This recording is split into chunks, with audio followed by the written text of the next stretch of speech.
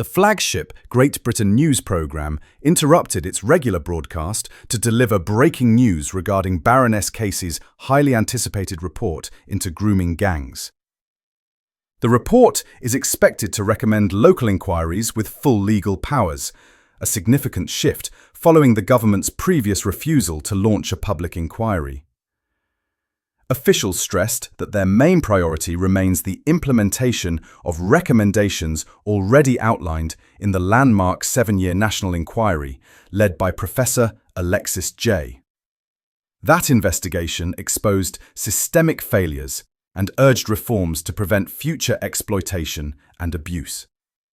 Today's programme, hosted by Bev Turner and Andrew Pearce, welcomed a guest commentator who highlighted a major policy U-turn from the Labour government. Pearce remarked, "Baroness Casey's report is set to call for legally empowered local inquiries feeding into a broader national investigation, capable of compelling witness testimony and collecting evidence. This directly addresses past criticisms of local reviews in Rotherham, Rochdale and Telford, where survivors often came forward voluntarily and many voices were never heard." While it remains unclear which areas will be selected, some survivors have reportedly met with Home Office officials and Jess Phillips, the Minister for Protection. Pearce added, "I sincerely hope Bradford is on the list. One survivor we know from that city has long campaigned for a formal inquiry." This development coincides with Sir Keir Starmer's announcement of a national effort to investigate grooming gangs and a statutory inquiry into institutional failings, a marked reversal after months of mounting pressure on Labour to act. Defending the decision on Sunday, Chancellor Rachel Reeves told the BBC, "The Prime Minister wanted to be absolutely sure everything possible is being done. Still, critics were quick to call out the delay. Reform UK leader Nigel Farage welcomed the shift but accused Labour of dragging its feet.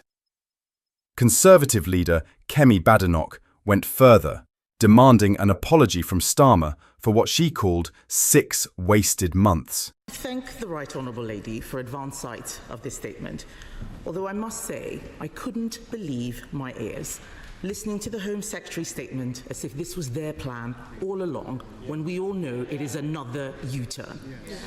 After months of pressure, the Prime Minister has finally accepted our calls for a full statutory national inquiry into the grooming gangs. And I welcome that we have finally reached this point. And we must remember that this is not a victory for politicians, especially the ones like the Home Secretary who had to be dragged to this position, or the Prime Minister. This is a victory for the survivors who have been calling for this for years. I have been speaking to many who do not have confidence that a government that ignored their concerns will deliver. But before I turn to the detail of the Home Secretary's statement, I want to recognise the tireless work of those who refuse to let this issue be buried. Survivors like Fiona Goddard, who bravely waived her anonymity, and the parents of survivors like Marlon West, who I spoke to this morning. Maggie Oliver, whose courage in speaking truth to power has been instrumental in bringing us to this point. The late Andrew Norfolk, whose fearless journalism brought these crimes to light, Baroness Casey for her review, and Charlie Peters, who has consistently been a voice for the voiceless. The government had been under growing pressure to change course after senior Conservatives, Farage, grassroots activists, and even Elon Musk called for justice and accountability. Labour backbencher Dan Carden, from the party's Blue Labour wing, was the first to break ranks publicly, urging Starmer to use the full power of the state. "We want to make it clear that our videos do not contain any kind of misinformation. Our only goal is to deliver true and verified news to you. If you enjoyed the video, please like, share your thoughts in the comments, and don't forget to subscribe to the UK Brief channel."